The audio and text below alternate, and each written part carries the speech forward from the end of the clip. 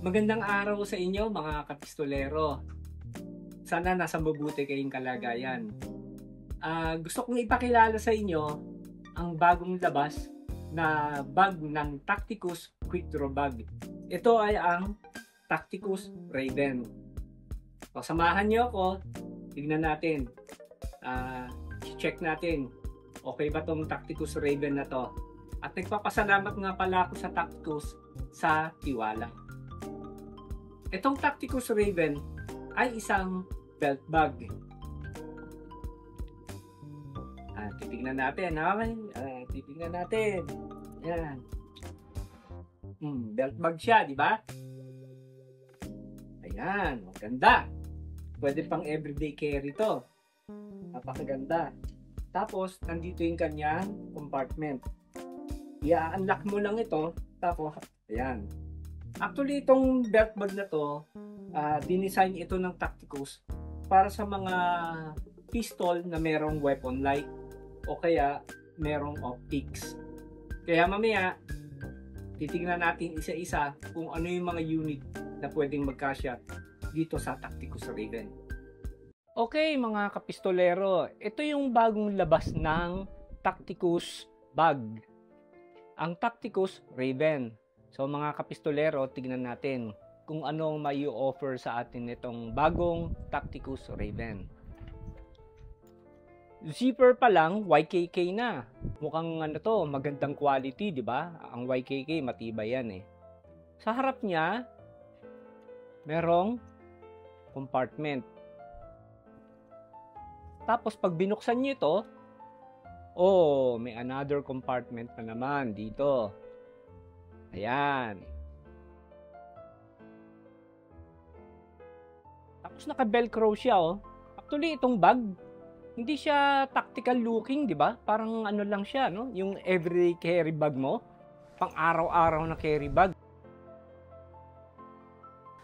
Going to office, papasok sa hospital, hindi siya tactical looking actually, no?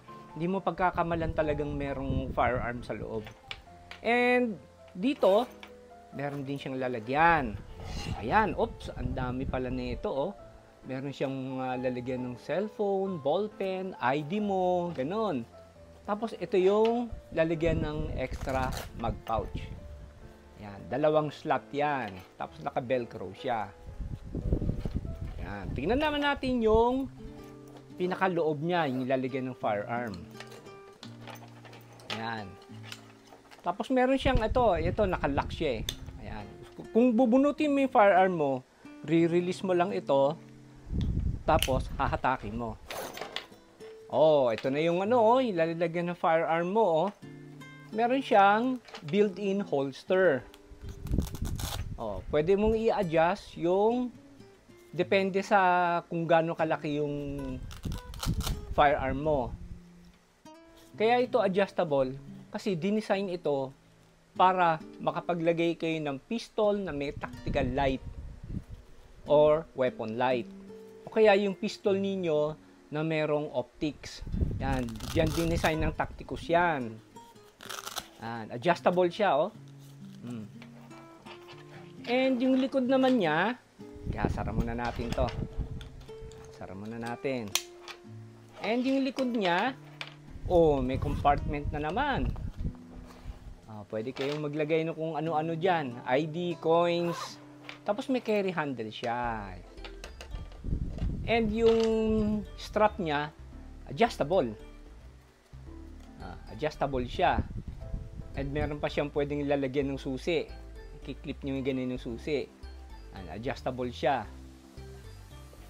Alam mo itong Tacticus Raven na belt bag ito eh. Pero sa pag-a-adjust mo, pwede mong gawing sling bag or body bag. Ngayon naman mga kapistolero, susubukan natin kung ano yung mga firearms na kasya. Siyempre, unahin natin yung 1911. By the way, yung mga firearms ko, na safety check ko na yan bago tayo mag-film. Ayan. So, unahin natin yung 1911. Kasya ba siya? 1911. Kasya. Yun lang, pag may optics ka, medyo hindi siguro. Pero bihira naman siguro sa mga 1911 na nag-o-optics no? Ayan. Kasya ang 1911. Unahin natin yung mga full size. Next naman natin, yung Glock 17. Ito yung Glock 17. Titignan mo, kasya pa rin siya.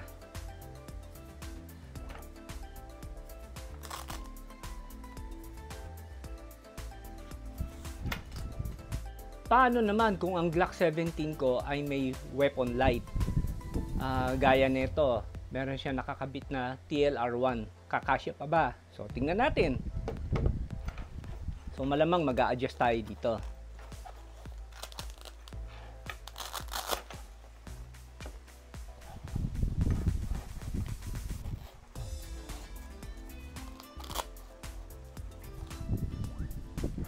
Kasya pa rin, di ba? Ayan, kasyang-kasya. Ayan, meron na siyang weapon light, pero pasok pa rin siya doon sa built-in holster. And I think kung may optic siya, kasya pa rin siya, kasi ang laki pa ng spasyo niya, Yan, titignan niyo yung spasyo niya, ang laki pa. So, I think kasya pag may optics ka. Ayan, Full size pistol na may weapon light. Kasyang-kasya. Konting adjust lang. Isunod naman natin yung compact size pistol gaya na itong Glock 19 ko. This time, meron na siyang Buris Fastfire na optics. Tignan natin kung kasya. Kasyang-kasya. Ayan, sakto lang yung niya. Sakto lang yung kanyang optics. Pero pasok na pasok yung weapon light at hindi mahirap bunutin. Sunod naman natin yung mga subcompact na pistol. Gaya na itong Glock 26 na everyday carry ko. Siyempre, i-adjust natin ngayon. Pero palagay ko, kahit hindi mo na i-adjust, okay naman siya. Konting adjust lang. Ayan na siya. Saktong-sakto, di ba? Pag mga compact pistols. Isunod naman natin yung subcompact or tawag dito micro pistol na Glock 43X, pero hindi akin to sa anak ko to, kay Aaron. Maarte sa baril to Gusto kasi niya merong optics red dot, tapos may weapon light pa. TLR6. Tapos naka-holosan siya. 507 nata to. Tama, 507K. Yan, red dot.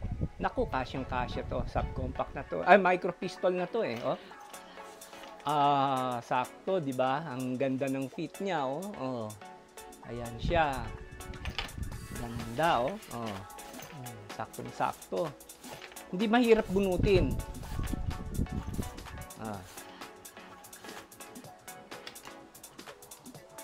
Isa lang siguro ang comment ko dito. Sana ang ginawa na lang ng Tacticus na aalis ito. May velcro siya sa ilalim, hindi naka-fix.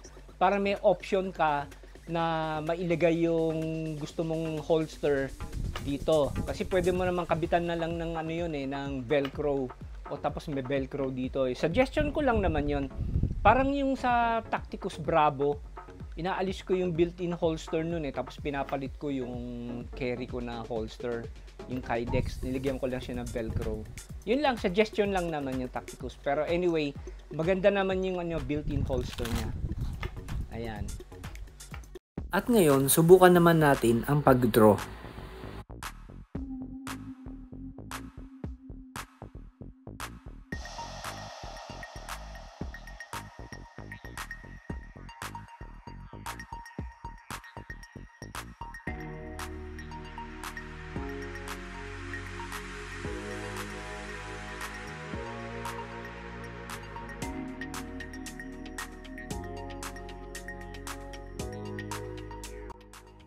Pwede rin ninyong i-adjust yung mga straps para imbes na belt bag at pwede nyo siyang gawing sling bag or body bag.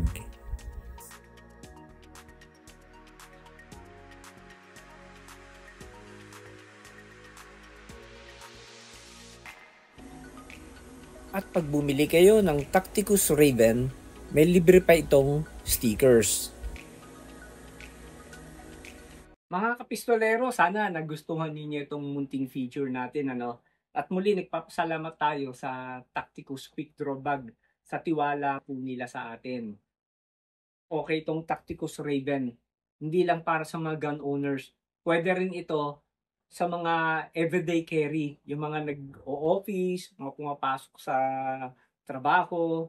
At ang quality nila, matibay. Wala kang masabi. Yung mga stitches nila, matibay. Kaya itong Tacticus bag na to, quick draw bag, may tiwala ako dito. Ilan na yung nakuha ko sa kanila na Tacticus na bag, hanggang ngayon buhay pa.